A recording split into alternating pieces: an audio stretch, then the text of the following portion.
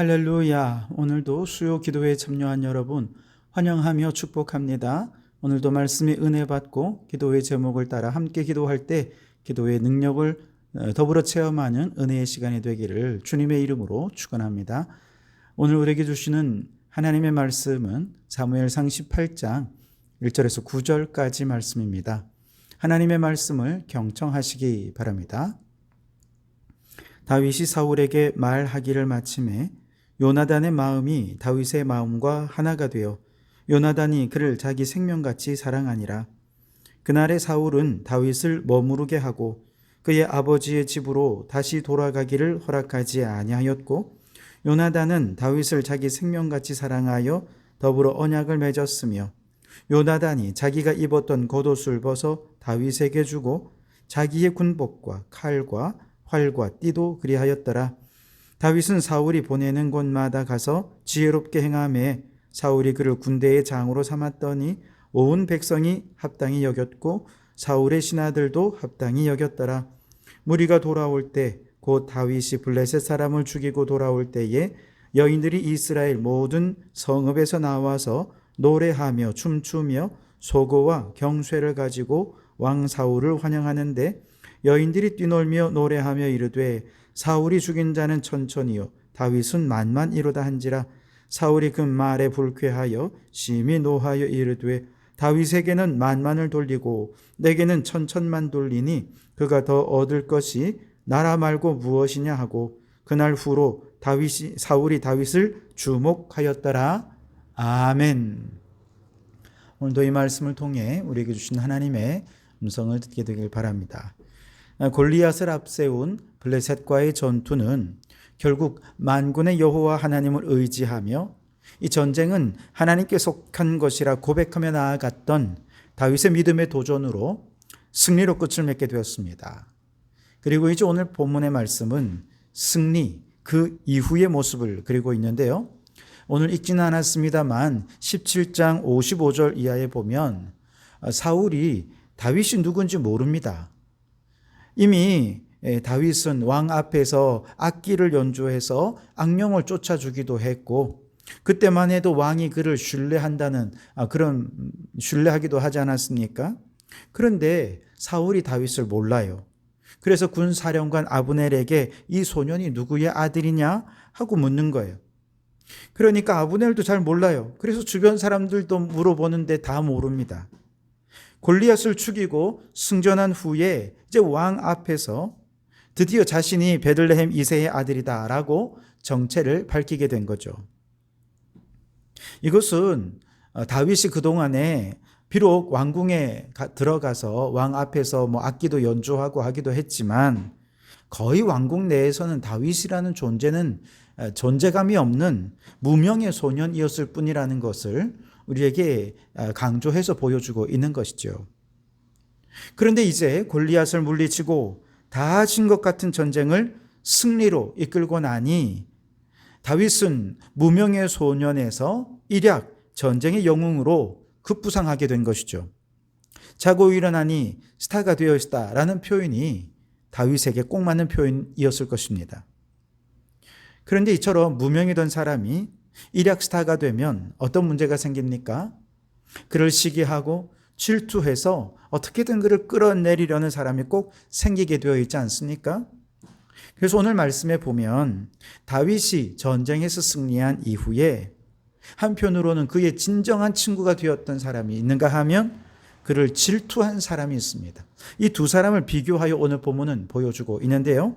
우선 사울의 아들 왕자 요나단은 다윗의 좋은 친구가 되었습니다. 1절을 보시면 요나단의 마음이 다윗과 하나가 되었다라고 표현을 하는데요. 다윗이 사울에게 말하기를 마침에 요나단의 마음이 다윗의 마음과 하나 되어 요나단이 그를 자기 생명같이 사랑하니라 그랬습니다. 여기서 하나 된다라는 히브리어로는 카수아르라는 단어를 쓰는데요. 이 단어는 묶다, 매다 이런 뜻을 가지고 있어요. 그러니까 요나단의 마음이 다윗에게 마치 밧줄로 꽁꽁 묶인 것처럼 하나가 되었다는 뜻입니다. 그리고 요나단이 다윗을 자기 생명처럼 사랑했다고 말한 것이죠. 이것은 3절에서 반복이 되는데요. 요나단은 다윗을 자기 생명같이 사랑하여 더불어 언약을 맺었으며 라고 말씀하고 있습니다. 생명같이 사랑하는데 왜 언약을 맺었습니까?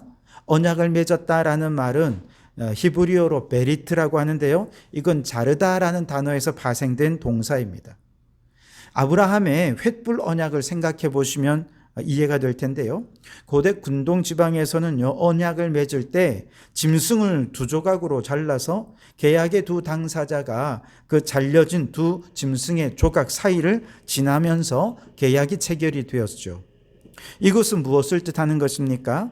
만약에 두 사람 중에 한 사람이 이 계약을 파기한다면 여기 잘려진 짐승처럼 이렇게 잘라지고 조각이 나서 죽어도 좋다라고 하는 생명을 건 계약인 것이죠.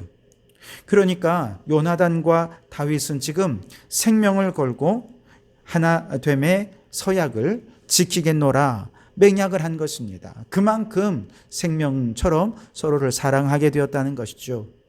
그런데 생각해 보면 이런 계약을 하려면 두 계약의 당사자가 평등하고 동등한 입장이어야 되는 것 아니겠습니까? 어느 한쪽이 손해가 나거나 어느 한쪽이 일방적으로 유리하게 계약이 체결된다면 그건 불평등한 계약이 될 것입니다. 그런데 다윗과 요나단 두 사람은요, 한 사람은 목동이고 한 사람은 왕자예요. 그런데 두 사람이 서로 계약을 맺었다면 이건 불평등한 계약 같아 보입니다. 그런데 만약에 다윗이 요나단을 사랑해서 이런 계약을 맺게 되었다면 이건 불평등할 수 있어요. 그런데 다윗보다 요나단이 다윗을 더 사랑한 것입니다. 그래서 요나단이 자신이 손해를 봄에도 불구하고 이런 계약을 맺는 것을 오히려 더 적극적으로 추진하고 더 좋아했다는 것이죠. 그러니 이것은 온전한 계약이 될 수 있는 것이죠. 4절을 보면 더 놀라운 일이 벌어지는데요. 요나단이 자기의 입었던 겉옷을 벗어 다윗에게 주었고 그 군복과 칼과 활과 띠도 그리하였더라 그랬습니다. 요나단이 자신의 옷을 벗어서 다윗에게 주었습니다. 겉옷은 신분을 나타내는 것이거든요.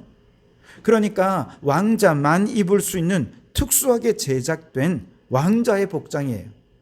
이것은 자기보다 다윗이야말로 왕자로서 왕위를 계승할 만한 충분한 능력과 자질을 갖춘 사람이다라고 하는 것을 인정해 준다는 뜻입니다. 게다가 요나단이 군복과 칼과 활과 띠도 다윗에게 넘겨주지 않았습니까? 이것은 자신의 생명을 다윗에게 온전히 맡긴다는 뜻입니다. 그러니까 요나단은 왕자로서 다윗의 생명을 책임지고 보호해주고 다윗은 전쟁의 용사로서 요나단을 책임있게 보호해주겠다라고 하는 쌍방의 약속이 바로 여기에 있는 것이죠. 실제로 나중에 이제 사울이 다윗을 핍박하고 이렇게 할 때 요나단이 바로 이 계약을 지키기 위해서 끝까지 다윗을 감싸주고 보호해주지 않습니까? 그리고 자신이 더 이상 보호해줄 수 있는 범위를 넘어서게 되자 결국 도망갈 것을 권면하기도 했던 것이죠. 자, 그런데 생각해 보면 지금 이 순간 사실 가장 질투가 나야 할 사람, 다윗을 제일 경계해야 될 사람 누굽니까? 요나단 자신이 아닙니까? 다윗이 왕자보다 더 전쟁의 영웅으로 칭송을 받으니 요나단은 이제 존재감이 점점 사라지지 않겠습니까? 그가 왕이 된다고 해도 존재감 없는 왕이 되고 말 것입니다. 그러니 누가 봐도 다윗을 질투하고 다윗을 경계해야 될 사람 1순위가 바로 요나단일 텐데 오히려 요나단은 다윗을 너무너무 사랑한 거예요. 마음이 하나가 될 정도로 생명을 바쳐 우리가 서로 지켜주자고 그렇게 맹약할 정도로 그렇게 서로 사랑한 것입니다. 도대체 요나단은 다윗을 어떻게 이렇게 자기 목숨처럼 사랑할 수 있었을까요? 결론적으로 말씀을 드리면 요나단이 다윗을 사랑한 것은 단순한 우정이 아니라 믿음의 행위였다는 것이죠. 무슨 말이냐?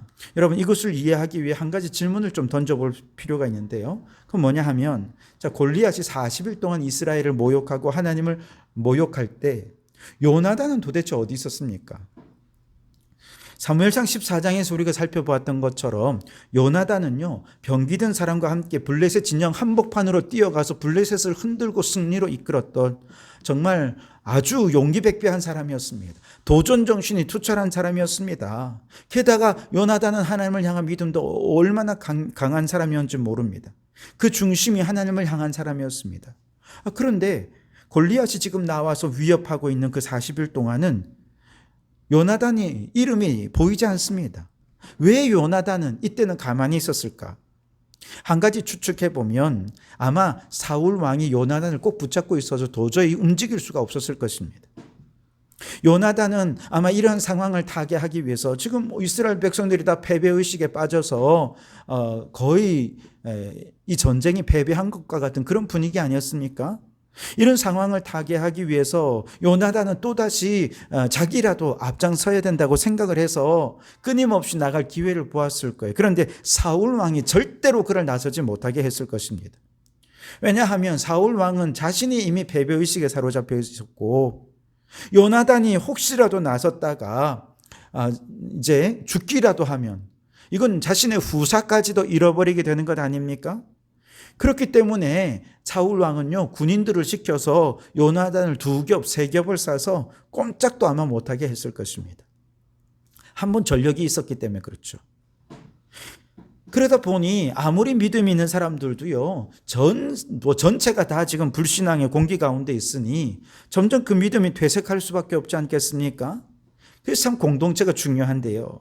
믿음이 정말 좋았던 사람도 교회 전체가 불신앙을 향하는 공동체면요 자기 믿음도 점점 없어지게 됩니다. 사울왕을 비롯한 전체 이스라엘 백성들이 지금 패배의식에 사로잡혀 있고 불신앙에 사로잡혀 있다 보니 누구 하나 나서지 못하는 상황에서 믿음의 사람이었던 요나단조차도 지금 이렇게 믿음으로 나서지 못하고 점점 그 믿음이 쇠퇴하고 쇠약해지고 열정이 다 식어지는 믿음의 불이 꺼져 있는 그런 상태가 되었던 바로 그때 다윗이 등장하는 것이죠. 만군의 여호와의 이름을 믿음으로 선포하며 다윗이 나아갈 때 요나단은 너무너무 통쾌했을 것입니다. 전쟁은 하나님께 속한 것이라며 나아가 골리앗과 싸워 승리하는 모습을 보며 요나단의 식었던 믿음이 다시 불이 붙고 다시 그 믿음이 뜨거워지면서 요나단은 생각했을 것입니다. 야, 이 사람은 진짜 하나님의 사람이구나. 이 사람은 진짜 믿음의 사람이구나. 그러면서 눈에서 하트 뿅뿅 나오고 다윗을 너무너무 사랑하는 사람이 된 것이죠. 이제 다윗으로 인해 자신의 믿음이 살아나는 경험을 하다 보니 다윗을 너무너무 사랑하게 된 것이죠. 이건 단순한 우정이 아니라 믿음인 것이죠. 연약한 믿음이 굳게 세워지는 경험을 통해서 내가 이제 이 사람과 생명을 다하는 믿음의 동지가 되어야 되겠다라고 결단하게 된 것이죠. 여러분 오늘 여기서 한 가지 생각해 볼 것. 오늘 우리는 누군가에게 믿음에 불을 붙이는 사람입니까? 아니면 그 있는 불씨마저도 꺼뜨리는 사람입니까?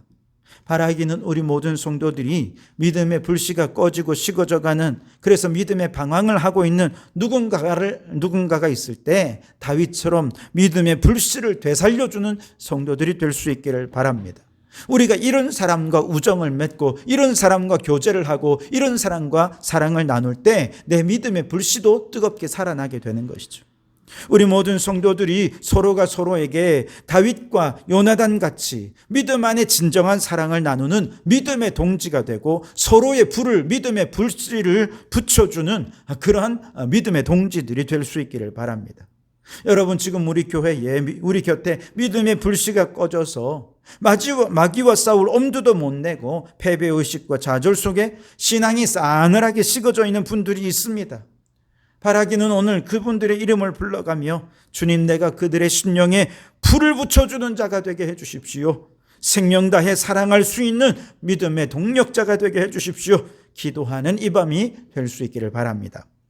반면에 전쟁의 승리 이후 다윗을 대하는 사울 왕의 태도는 어떻습니까? 처음에 사울 왕은 다윗의 공로를 인정하고 그에 합당한 직책과 사명을 맡겼습니다. 다윗이 집으로 돌아가려 할 때 사울 왕이 집으로 돌아가지 못하게 막았어요. 아마 사람을 보내어서 아버지 이새에게 그가 전쟁에 참전할 수 있도록 허락을 받았을 것입니다. 그리고 5절에 보면 다윗은 사울이 보내는 곳마다 가서 지혜롭게 행하며 사울이 그를 군대의 장으로 삼았더니 온 백성이 합당히 여겼고 사울의 신하들도 합당하게 여겼더라 그랬습니다. 다윗은 비록 어렸지만 왕으로부터 군대의 장으로 임명받았고 명령을 받아서 나가 싸우는 전쟁마다 승리하게 되니 백성들과 모든 신하들이 다윗을 훌륭한 용사로 인정해 주게 된 것이죠. 그러나 다윗이 너무 승승장구하고 사람들로부터 칭찬을 받으니까 질투가 나고 열등감이 들기 시작하는데, 자, 이제 그러던 중에 한 사건이 터지죠. 다윗과 사울이 함께 전쟁에 나가서 전쟁에서 승리하고 돌아오는데요, 여인들이 춤을 추면서 이렇게 노래합니다. 7절에서 여인들이 뛰놀며 노래하여 이르되 사울이 죽인 자는 천천히요 다윗은 만만이로다 한지라. 똑같이 전쟁에 나가 싸워서 이기고 돌아오지 않았습니까? 그럼 왕에게 영광을 돌려야지 오히려 다윗이 승전에 대해 축하를 받고 다윗이 칭찬을 받는 거예요. 게다가 하필 비교를 하며 이런 노래를 부른 것이죠. 사울은 천천히고 다윗은 만만이라고 다윗에게 더 큰 영광을 돌리는 것이죠. 여기에 사탄의 장난이 있었던 것입니다. 여러분, 다른 사람이 칭찬받는데 게다가 나와 비교해서 칭찬한다면 당연히 기분이 나쁠 수밖에 없지 않겠습니까? 시기심과 질투심이 생기는 거 아마 당연할 것입니다. 사울 왕은요, 자신이 왕이기 때문에 당연히 자신이 영광을 받고 최고 점수를 받아야 된다고 생각을 했을 것입니다. 그런데 백성들이 자기보다 다윗에게 더 높은 점수를 주고 다윗에게 영광을 돌리니 사울 왕이 마음이 상한 거 당연한 것이었을 겁니다. 시기와 질투와 열등감으로 그만 그 영혼이 병들고 말았습니다. 8절과 9절을 보시면 사울이 그 말에 불쾌하여 심히 노하여 이르되 다윗에게는 만만을 돌리고 내게는 천천만 돌리니 그가 더 얻을 것이 이 나라 말고 무엇이냐 하고 그날 후로 사울이 다윗을 주목하였더라 그랬습니다. 사울 왕은 다윗에 대하여 열등감 생길 수 있습니다. 시기 질투 생길 수 있어요. 그런데 이것을 잘 다스렸으면 다윗까지도 품을 수 있는 더 큰 그릇이 되었을 텐데 오히려 다윗을 품기보다 그를 도전자로 여겼고 그때부터 경계하기 시작한 것이죠. 그런데요, 이것이 결국 자신을 죽이는 출발점이 될 줄은 이때만 해도 아무도 몰랐습니다. 한 농부가 염소와 나귀를 기르고 있었어요. 주인은 무거운 짐을 묵묵히 잘 나르는 나귀를 매우 사랑했습니다. 염소는 주인의 그 태도가 너무 못마땅했어요. 시기와 질투를 느껴서 나귀를 해칠 계략을 꾸밉니다. 그리고 염소가 나귀에게 말해요. 나귀야, 너처럼 불쌍한 동물도 없을 거야. 주인은 내게 힘든 일만 시키니 이런 억울한 일이 어디 있니? 내가 한 가지 좋은 꾀를 가르쳐 줄게. 자, 짐을 싣고 개울을 건널 때 너 자꾸 넘어져. 그러면 주인은 네 몸이 쇠약하구나 생각하고 이런 일을 시키지 않을 거야 라고 얘기를 한 것입니다. 순진한 나귀는 그 얘기를 듣고 진짜로 개울을 건널 때 자꾸 일부러 넘어지는 거예요. 주인이 건강하던 나귀가 자꾸 넘어지니까 얼마나 걱정이 되겠습니까? 그래서 수의사를 데려왔습니다. 검진을 한 의사가 말합니다. 큰 이상은 없고 그저 기력이 좀 약해졌으니 염소의 간을 먹여서 좀 금방 건강을 회복할 수 있게 해주십시오. 염소의 간이 최고입니다. 이렇게 된 거죠. 주인은 어떻게 했겠습니까? 즉시 염소를 잡아 나귀에게 먹이게 된 거죠. 시기와 질투는 부메랑과 같이 염소에게 돌아오게 된 것입니다. 여러분, 시기 질투의 최대의 피해자는 누구겠습니까? 결국 자기 자신입니다. 모차르트와 살리에리라고 하는 희곡은 푸시킨이라는 사람이 썼는데 이 희곡에 보면 당대의 훌륭한 음악가였던 살리에리가 모차르트의 천재적인 재능에 질투한 나머지 결국 모차르트를 죽음에 이르게 한다 하는 내용입니다. 그래서 한 분야에서 특출난 사람 때문에 평생 이인자로 지내면서 그를 시기하고 질투하는 마음의 병을 살리에리 증후군이라고 말을 하기도 하죠. 여러분, 우리 주변에는 어디에나 나보다 뛰어난 사람이 있기 마련입니다. 사람들은 그런 사람을 보면 서로 비교하여 말하기를 또 좋아하게 마련입니다. 그래서 만약에 이처럼 누군가를 시기하고 질투하고 열등감에 사로잡히는 마음이 생길 때 이것을 믿음으로 잘 극복해내지 못하면 우리도 이처럼 큰 손해를 입고 그것이 부메랑으로 돌아와서 가장 큰 피해자가 될 수 있는 것이죠. 그러면 결국 마귀의 종로로 타는 자가 될 수밖에 없을 것입니다. 그래서 이런 열등감, 시기, 질투가 내게 일어날 때 이것을 믿음으로 잘 극복해내어야 하겠는데요. 이걸 어떻게 극복할 수 있을까요? 자, 열등감이 생기면 하나님의 음성에 귀를 가리우게 됩니다. 이 열등감이 하나님의 은혜에 눈을 가리고 맙니다. 그래서 귀와 눈이 가려지니까 그만 진정한 것을 보지 못하고 더 깊은 병에 빠지게 되죠. 그래서 우리를 존귀한 자로 사랑하시는 하나님의 사랑의 고백은 내게 들리지 않고 사울은 천천히요, 다윗은 만만히라고 하는 이 사람의 소리에 자꾸 귀 기울이니까 병이 깊어져 버리게 된 것이죠.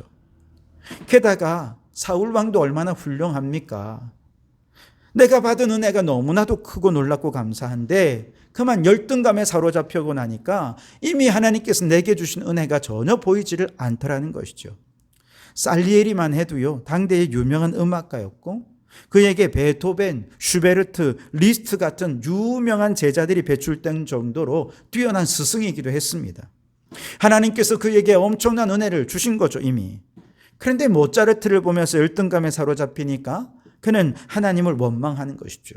하나님, 왜 저 망나니 같은 어린 녀석에게 이토록 뛰어난 재능을 주시고 내게는 이 정도의 재능밖에 안 주셨습니까? 불평하게 되더라는 것이죠. 다시 말해서 우리가 열등감을 이기는 방법은 뭐냐? 결국 마귀가 시기, 질투, 열등감을 가져올 때 우리는 더 하나님의 음성에 귀 기울이는 자가 되어야 한다는 것이죠. 이미 하나님께서 내게 베푸신 은혜가 얼마나 큰지를 깨닫고 은혜를 회복하는 것, 이것이 열등감을 극복하는 최고의 방법이라는 것이죠. 여러분, 우리는 하나님 앞에서 나라는 특별한 존재입니다. 다른 사람을 닮아가거나 따라가야 할 이유가 없어요. 그래서 우리말에 아름답다라는 말이 있죠. 언젠가 예능 프로그램을 보는데요, 아름답다라고 하는 말의 의미를 소개하는 내용은 이렇더라고요. 아름이라고 하는 말은 나라는 말이라는 거예요. 그래서 아름답다라는 말은 나답다라는 의미라는 것이죠. 가장 아름다운 것은 가장 나다운 것이라고, 가장 나다운 것이 가장 아름답다는 것입니다. 하나님께서는요, 나라는 존재를 그 자체로 가장 아름답고 존귀한 존재로 창조해 주셨기 때문에 누군가와 비교하고 누군가를 따라가기 위해 노력할 필요가 없어요. 나를 나답게 창조하시고 나를 가장 사랑하시는 그 하나님의 음성에 귀 기울이고 우리는 가장 나답기 위해 노력해야 하는 것이죠. 뿐만 아니라 이미 나에게 베푸신 하나님의 은혜가 너무나도 큽니다. 그것을 깨닫게 되면 열등감은 사라지고 시기 질투 사라지고 하나님 앞에 가장 나다운 존재로 가장 아름다운 모습으로 살아갈 수 있게 되는 것입니다. 그러니 여러분, 마귀는 자꾸 다른 사람과 나를 비교해서 시기 질투 열등감에 빠지게 만들어요. 이러한 마귀의 소리에 귀 기울이지 마시고 나를 가장 아름답게 창조하시고 사랑하시는 하나님의 음성에 귀 기울이는 여러분 되시기 바랍니다.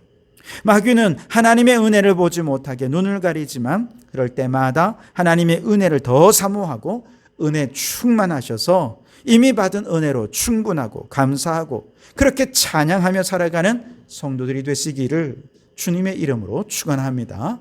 기도하겠습니다. 주님, 믿음의 열정이 식어져 방황하는 우리 성도들의 믿음에 불을 붙여주는 자 바로 내가 되게 해주십시오. 다윗과 요나단처럼 우리 모든 성도들이 서로 생명 다해 사랑할 수 있는 믿음의 동력자가 되게 해주시옵소서. 오 하나님, 마귀가 열등감, 시기 질투로 하나님 음성에 귀 막고 은혜의 눈을 가릴 때 주여 하고 크게 부르짖을 때 하나님의 음성을 듣게 하시고 하나님의 은혜에 눈뜨게 해주십시오. 마귀는 떠나가고 감사와 찬양으로 가득한 가장 아름다운 존재로 서게 해 주시옵소서. 예수님 이름으로 기도하옵나이다. 아멘.